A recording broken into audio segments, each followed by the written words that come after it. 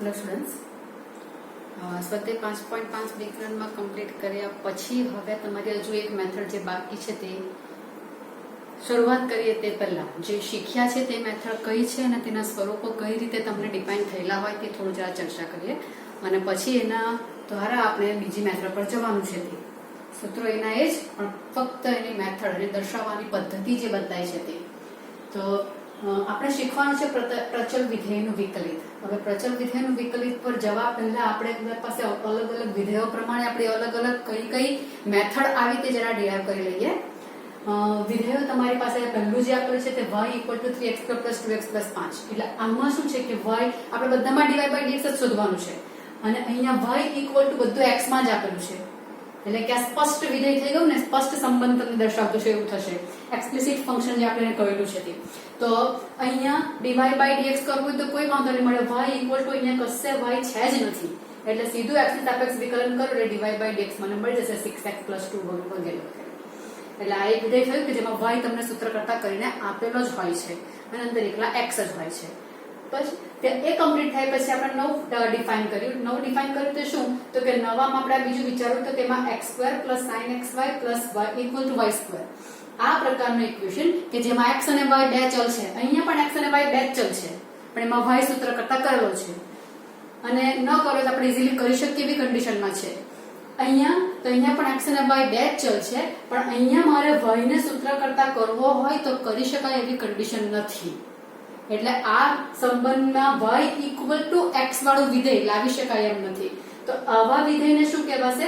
ગુણ વિધેય આપણે કહીએ છીએ. અને ગુણ વિધેયમાં આપણે વિકલન કરવા માટે x ને x ની સાપેક્ષ અને y નું પણ x ની સાપેક્ષ જ કરવાનું છે.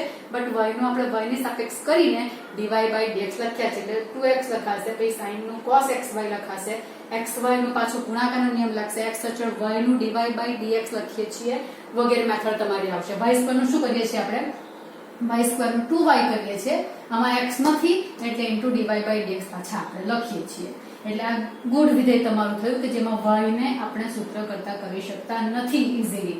એને ઇમ્પ્લિસિટ ફંક્શન કહેવાય છે ઇંગ્લિશમાં. એક્સપ્લિસિટ ફંક્શન, ઇમ્પ્લિસિટ ફંક્શન તમારા થયા y સૂત્ર કરતા હોય, y સૂત્ર કરતા ના હોય. આ બે વિધેય ગુણ વિધેયનું તમે પ્રોસિજર કરી છે. ત્યાર પછી આપણે શીખેલા કે ઘાતાંકીય વિધેય અને લઘુગણકીય વિધેય. વચ્ચે ઇન્વર્સ પણ તમારા આવી ગયેલા પણ ઇન્વર્સનું તો તમને ઇન્વર્સ ફંક્શન દેખાતું જ હોય, ઈઝી છે એટલે મેં લખ્યું નથી પ્રતિ વિધેય વાળું. ઓકે, હવે તમારી પાસે ઘાત વિધેય એટલે y = 2x આ ઘાતાંકીય વિધેય થયું. 2x એટલે ફાઇનલી ax સ્વરૂપ થયું કે જેનું સૂત્ર છે ax * log a dy by dx કરવાનો હોય તો ex નું એ સૂત્રના આધારે કરીએ તો ex જ થાય છે. એટલે આ ઘાતાંકીય વિધેયનું ફોર્મ જ ખાલી બતાવેલું છે. તેમાં આપણે ax નું વિકલિત કરેલું હતું. ત્યારબાદ ઘાતાંકીય વિધેય અને લઘુગણકીય વિધેય તમારા એકબીજાના પ્રતિવિધેય છે એટલે લઘુગણકીય વિધેય. એમાં log x નું વિકલન, તો log x નું વિકલન 1/x પ્રમાણે આ થશે 1/sin x. પણ sin x ની જગ્યા પર sin x છે એટલે sin x નું પાછું કરવા પડે cos x. તમે જુઓ કે બધામાં સાંકળ નિયમ તો આવ્યા જ કરે છે એટલે તો બધામાં કોમન છે બરાબર. એટલે આ તમારું ઘાતાંકીય વિધેય થયું, આ લઘુગણકીય વિધેય થયું. અને હવે પછી લાસ્ટમાં આપણે જોયું કે શું જોયું? ચલની ઉપર ચલ આવેલી હોય. વિધેય તો તમારું ઘાતવાળું જ છે પણ ઘાતમાં શું છે? આમાં અચળની ઉપર ચલ છે બરાબર. ચલની ઉપર અચળ આવે તો આ બધા છે જ કે ચલની ઉપર અચળ બધામાં જ છે x⁴n વાળું. એટલે એ બે તો આપણે જાણીએ છીએ પણ ચલની ઉપર ચલ જ આવેલી હોય ત્યારે શું? તો ત્યારની મેથડ શું છે? તો લઘુગણકીય વિધેયનું વિકલિત. એ કઈ રીતે કરે છે? તો કે બંને બાજુ log લઈએ છીએ અને પછી આપણે આખી વાર્તા કરીએ છીએ. આટલું આપણે જોયેલું તે તમને ફક્ત રિડાઈવ કરાવ્યું. બટ કેટલીક વાર એવું આવશે આ દરેકમાં x અને y બે ચલ જ દેખાતા છે તમને. દરેકમાં બે ચલ x અને y છે પણ કોઈક વખત તમને વિધેય એવી રીતે વ્યાખ્યાયિત કરેલું હોય કે એ વિધેય x અને y બે ચલથી નથી બનેલું હોતું, એની અંદર કોઈક ત્રીજું ચલ પણ આવેલું હોય છે. હવે ડિફાઇન કઈ રીતે કરેલું હોય તે તમને બતાવું. ત્રીજું ચલ અંદર દાખલ થયેલું હોય એટલે તમને x = કંઈક આપેલું હોય કે y સિવાયના ચલમાં આપેલું હોય. ફોર એક્ઝામ્પલ 3t² + 2 આ રીતે આપેલું હોય અને y આપેલું હોય તે પણ અહીંયા જે ચલ છે તે ચલમાં આપેલું હોય. માનો કે 60 આમ આપેલું છે. તો હવે પૂછેલું તો dy by dx જ, પણ અહીંયા x અને y બંને જે આપ્યા તે કોઈક અન્ય ચલમાં આપ્યા, ત્રીજો ચલ દાખલ થયો. એ જે ત્રીજો ચલ દાખલ થયો તેને કહેવાય છે પ્રચલ. અને પ્રચલ તમારા t હોઈ શકે કે થીટા હોઈ શકે કે વગેરે હોઈ શકે ખરા.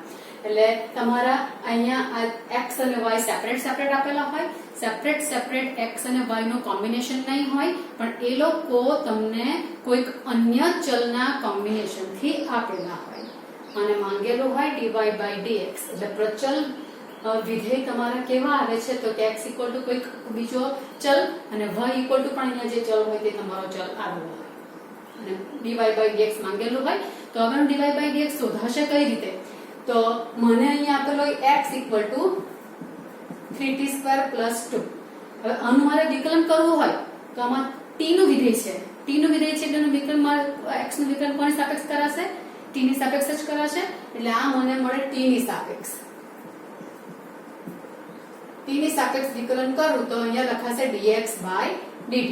x નું t ની સાપેક્ષ, અહીંયા t ની સાપેક્ષ એટલે સીધું જ થશે, એટલે 3 દુ 6 t ને આ થશે 0.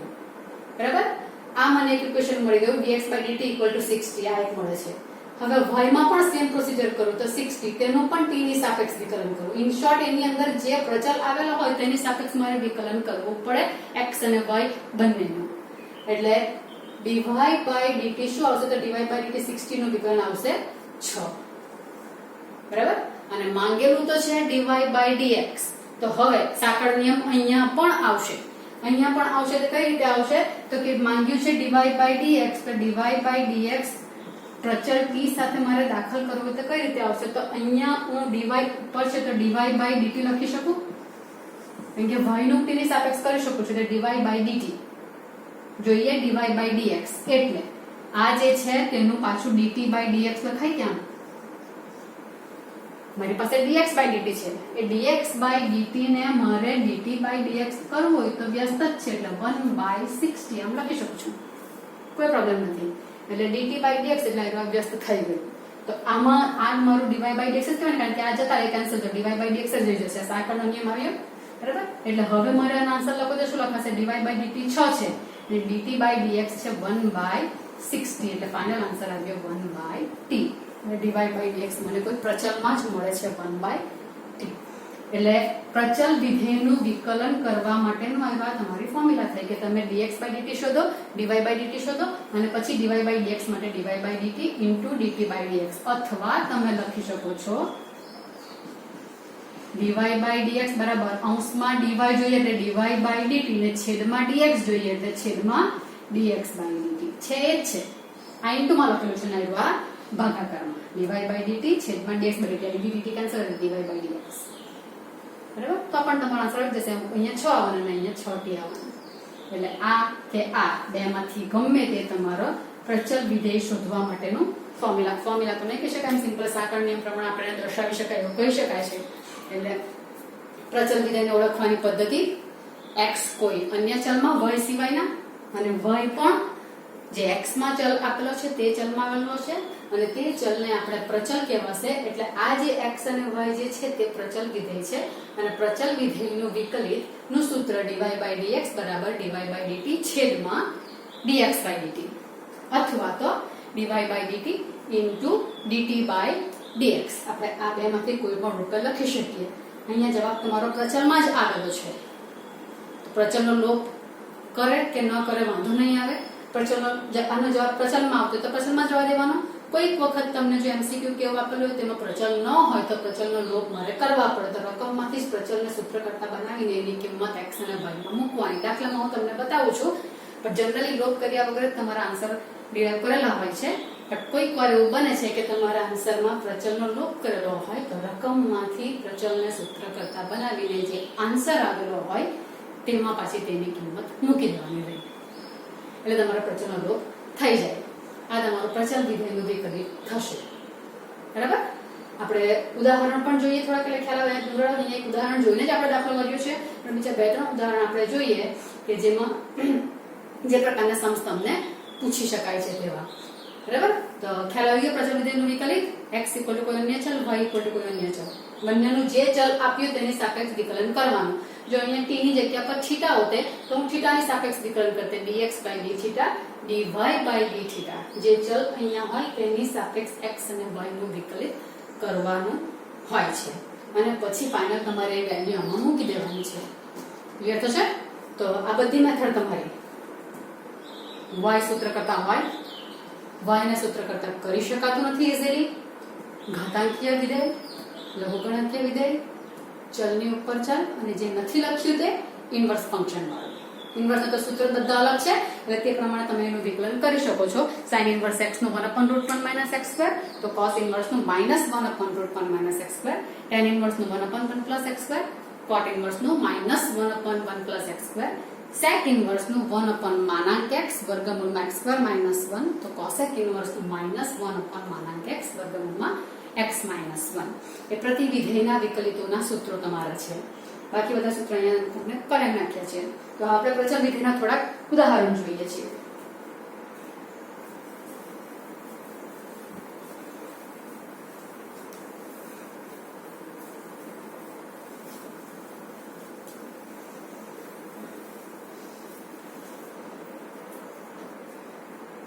ઉદાહરણ એક લઈએ x equal to a cos theta y equal to a sin theta અને શોધવાનું છે dy by dx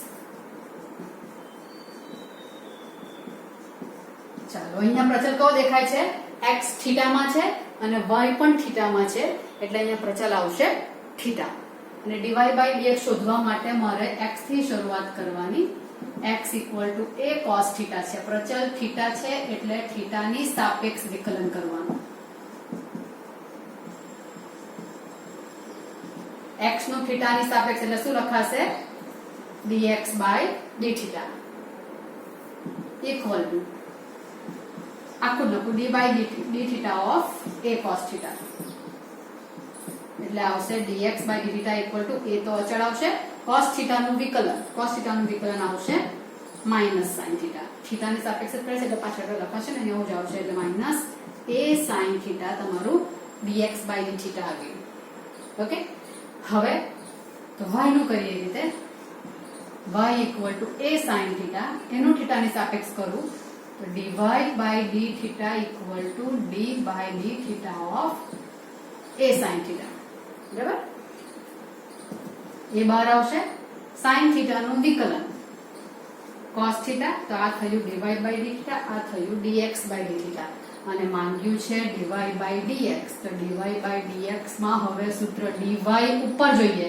એટલે dy by d theta ઉપર લખાશે dx નીચે જોઈએ એટલે dx by d theta નીચે લખાશે બંને તમારી પાસે છે dy by d theta શું છે a cos theta છેદમાં dx by d theta શું છે minus a sin theta એટલે આનો આન્સર આવશે minus tan theta જો dy by d theta sorry dy by dx તમારું પ્રચલ 5 આવ્યું ને minus tan theta તો આ તમારો આન્સર થયો આ તમારી પ્રોસિજર થઈ આખી અને બીજી રીતે દાખલો કરી શકાય કે જેમાં પ્રચલનો લોપ પહેલાથી કરી નાખેલો ધારો કે તમે પ્રચલનો લોપ પહેલેથી ન કરો તો અહીંયાથી પણ કરાય તો ખરું જ પ્રચલનો લોપ કરો tan theta ની વેલ્યુ જોઈએ તો આમાંથી મને sin કે cos માંથી ઇઝીલી sin પણ મળશે ને અહીંથી cos પણ મળશે sin by cos equal to tan લખાઈ જાય એટલે કોઈ પ્રોબ્લેમ નહીં મળે એટલે મારે અહીંયાથી cos theta નું સૂત્ર કરું એટલે x by a લખાશે sin theta નું સૂત્ર કરું એટલે y by a લખાશે sin theta by cos theta એટલે y by a છેદમાં x by a એટલે y by x તમારો જવાબ આવી જાય બરાબર છે એટલે તે તમારું સૂત્ર tan theta નું માઈનસમાં મૂકો એટલે -y by x તમારો જવાબ આવી જશે એટલે આ રીતે પણ તમને જે વેલ્યુ જોઈતી છે તેમાં અહીંથી સૂત્ર કરતા કરીને કરી શકો છો અથવા તો જો તમને પહેલાથી જ ખબર હોય કે મને આમાં પ્રચલ જોઈતો નથી ધારો કે MCQ માં તમને ઓપ્શન આપેલા હોય તેમાં પ્રચલ નહીં દેખાતો હોય તો શરૂઆતથી તમે પ્રચલનો લોપ કરીને પણ દાખલો કરી શકો છો કઈ રીતે x equal to a cos theta પણ બધા જ રીતે થાય એવું જરૂર નથી એમાં પણ એ કહી દઉં છું મને પ્રચલ જોઈતો જ નથી એટલે cos theta બરાબર x by a અને sin theta બરાબર y by a આમ લખાશે હવે cos અને sin બે જણા છે એટલે આપણે cos અને sin ના કોમ્બિનેશન નું સૂત્ર, કારણ કે મને થીટા જોઈતો નથી એટલે આની કિંમત મુકાય તેવું મને સૂત્ર જોઈએ. તો cos અને sin બંને ભેગા હોય તેવું સૂત્ર કયું? તો કે cos square theta plus sin square theta equal to 1. આવા નિત્ય સમનો અહીંયા ઉપયોગ થાય. તે રીતે sec અને tan હોતે તો sec વર્ગ માઇનસ tan વર્ગ લખાતે, cosec અને cot હોતે તો cosec વર્ગ માઇનસ cot વર્ગ લખાતે. એવા નિત્ય સમ તમારા ઉપયોગમાં આવતા હોય તો તમે કરી શકો છો. cos સ્ક્વેર એટલે લખાશે x square by a square. આ શું લખાશે? y square by a square equal to 1. આ બે વેલ્યુ મૂકી હજુ સિમ્પ્લિફિકેશન કરી શકું. છેદ સરખો છે એટલે છેદ સરખો ન હોય તો તમારે ડાયરેક્ટલી વિકલન કરવાનું. આ ઇક્વેશન આવી ગયું. એટલે x square plus y square બરાબર a સ્ક્વેર ના આ તમારા પ્રચલ સમીકરણ છે એવું કહેવાય. આ વિધિના પ્રચલ સમીકરણો a cos θ અને a sin θ નું સમાધાન કરશે ને, એવું થોડું ને. અહીંયા a cos θ અને a sin θ મૂકો તો મારો જવાબ 1 આવી જાય છે. એટલે સમાધાન કરે છે એવું કહેવાય છે. ઓકે, હવે આમાં વિકલન મારે dy/dx માંગેલું છે. અહીંયા x અને y જ આવી ગયા એટલે સીધું મારે x ની સાપેક્ષે વિકલન કરવાનું રહે કે હવે dy/dx જોઈએ તો x ની સાપેક્ષ વિકલન. તો x² નું થશે 2x, y² નું 2y, પણ અંદર x નથી એટલે dy/dx equal to 0. 2 પણ કેન્સલ થશે એટલે y dy/dx equal to -x. તો dy/dx equal to -x/y.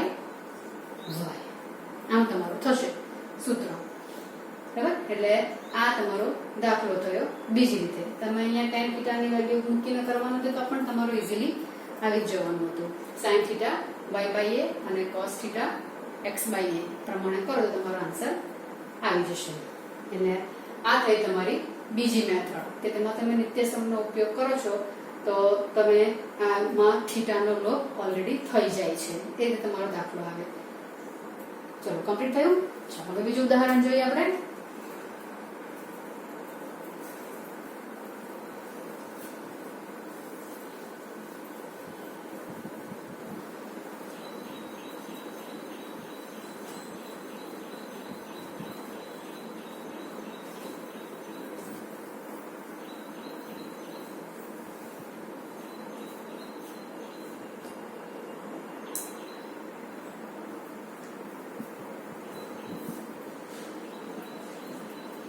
ઉદાહરણ 2.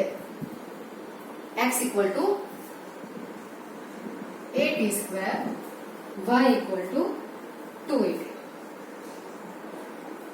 ઓકે, તો હવે અહીંયા પ્રચલ કયો આવ્યો? t આવ્યો.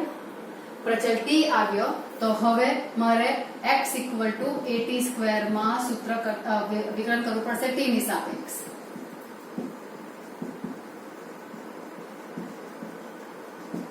t ની સાપેક્ષ વિકલન કરવાનું છે એટલે લખાશે dx/dt equal to એ તો આમ જ રહેશે ને t સ્ક્વેર નું થશે 2t એટલે ફાઇનલી આવ્યું 280. કમ્પ્લીટ. અને હવે y equal to 280. y equal to 280 માં t ની સાપેક્ષ વિકલન કરીશ એટલે dy/dt 2 એ અચળ રહેશે ને t નું આવશે 1. તો dy/dt મને મળશે 2a. અને હવે માંગ્યું છે dy/dx. તો dy/dx લખાશે dy/dt છેદમાં dx/dt equal to dy/dt આવશે 2a અને dx/dt આવશે 280. આ પરિણામ 1 અને 2 માંથી આપણે કિંમત મૂકવાની રહેશે. 2a અને 280 એટલે આવશે આન્સર 1/t. MCQ માં ઘણી બધી વાર આવ્યું છે. કદાચ આગલા ઉદાહરણમાં મારી કદાચ મિસ્ટેક થઈ તેવું લાગે ખાલી સૂત્ર લખવામાં. એમાં તમારું જે હતું x equal to a cos θ, y equal to a sin θ. તો dy/dx માં શું લખાશે? dy/dθ એટલે dy/dθ શું લખાશે? a cos θ લખાશે ને અને છેદમાં -a sin θ આવશે આનું. એટલે આન્સર -cot θ આવતો છે. મારાથી કદાચ -tan θ લખાયેલું છે એટલે કદાચ એક જરાક મિસ્ટેક થઈ ગઈ છે સૂત્ર પેલા કરવામાં. એટલે તમારો ચેન્જીસ કરી નાખજો. આગલા ઉદાહરણમાં -cot θ આપણે -tan θ લખ્યું છે એટલે મને અત્યારે ધ્યાનમાં આવ્યું એમાં એટલે મિસ્ટેક જરાક સુધાર્યો તમારે કરી લેવાનો છે. -tan θ cot θ સોરી tan θ ના પ્લેસ પર. ઓલી બીજી આપણે મેથડ કરી sin square plus cos square equal to 1 તેમાં -x/y બરાબર આવેલો છે. એના આધારે મને ખ્યાલ આવ્યો કે એમાં કંઈક મિસ્ટેક આવેલી છે કદાચ. તો cos ની જગ્યા પર ઉપર sin લખાઈ ગયું હતું કદાચ એટલે તમે આ ચેન્જીસ કરી નાખજો. બરાબર. આગલા ઉદાહરણમાં પહેલું ઉદાહરણ કર્યું તેમાં માઇનસ કોટ, નહીં કે માઇનસ 10. બરાબર. ચાલો ત્રીજું ઉદાહરણ જોઈએ.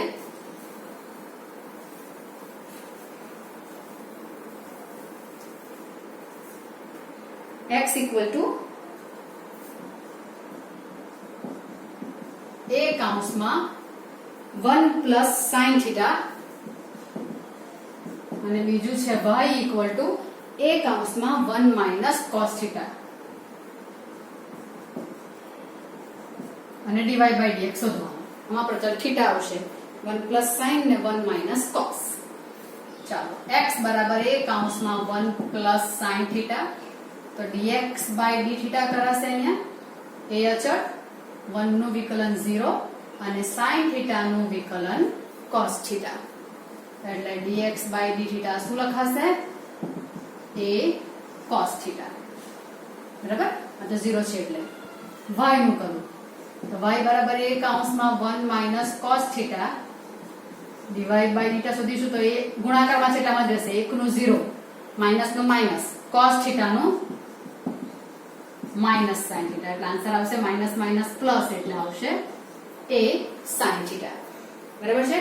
તો અહીંયા તમારી પાસે આ a cos theta અને a sin theta આવ્યું. તો હવે dy by dx મારે કરવું હોય તો dy by dx કરું તો સૂત્ર લખાશે dy by d theta છેદમાં dx by d theta. dy by d theta છે a sin theta, dx by d theta છે a cos theta, એનો આન્સર આવશે tan theta. બરાબર. જો પછી જે મિસ્ટેક ન થાય તે a sin theta છેદમાં a cos theta, sin by cos એટલે tan. આમ જ પેલા પહેલા ઉદાહરણમાં એક મિસ્ટેક થઈ ગઈ હતી, એટલે tan theta તમારો આન્સર આવ્યો. બરાબર છે. તો આવા તમારા પ્રચલ વિધેયના વિકલિતો તમારે આવે. આમાં x equal to કૌંસમાં a કૌંસમાં theta plus sin theta આવું જ્યારે સૂત્ર આવે છે ને તે દાખલો ઘણીવાર પૂછાય છે. આ એ ઘણીવાર આવ્યો છે, પણ અહીંયા theta plus sin theta આપણે નેક્સ્ટ કરીશું, અથવા તો નેક્સ્ટમાં જ આપણે કરીએ તો વધારે સારું રહેશે. theta plus sin theta એવું તમારું ઉદાહરણ આવી શકે. થોડા ચેન્જીસ સાથે તમારો દાખલો કરવાનો રહેશે. એટલે આ થયો પ્રચલ વિધેયનું વિકલિત. ઓળખવામાં બહુ ઈઝી. x equal to કંઈક આપેલું હોય, y equal to કંઈક આપેલું, એટલે તમે ઓળખી જશો આ મેથડને. તો નેક્સ્ટ સમ્સ આપણે નેક્સ્ટ વિડીયોમાં કરીશું.